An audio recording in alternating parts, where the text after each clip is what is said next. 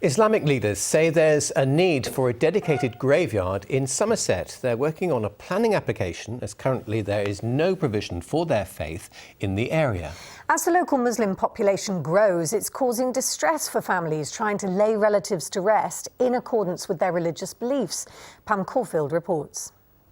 Cremation is forbidden in the Islamic faith, but for this community in Taunton, there is nowhere close to home to bury loved ones.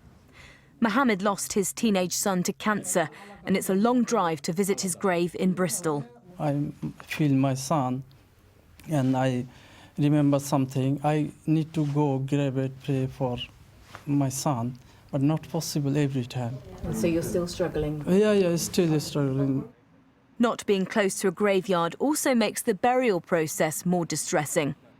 Muslims believe a person must be laid to rest as soon as possible, preferably on the day they die. From a theological point of view, it's seen as more beneficial for the soul to be buried ASAP, because of course, the soul's moved on now, and I suppose it's moved on to the afterlife. They've got that reward waiting for them in the hereafter, and you don't want to be holding them back from that. From a, I suppose, faith perspective as a Muslim, if one of the requirements is that you have to bury ASAP, and that process is then being delayed by a day, two, or whatever, it's just going to play on your mind, be a very, very weighty thing, because you sort of realise that you're not doing what's in the best interest of the deceased, basically. It's a shroud burial, so this is only one in whole southwest. Aziz has been supporting families through the funeral process on a voluntary basis since he retired as a counsellor. He helped start this private Muslim cemetery in Bristol after realising there was a need for more graves. We got a huge population from the Somalian, it's over 20,000. So they will take a big chunk. We got Pakistani community, Bangladesh community, and you got Arab community as well, and the other communities. If we can complete it, it'll be biggest in Europe.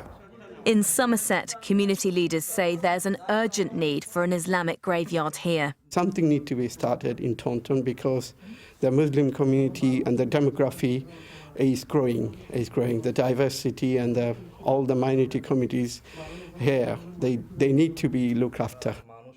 They're currently in talks with the council and hope to submit a planning application at the beginning of next year.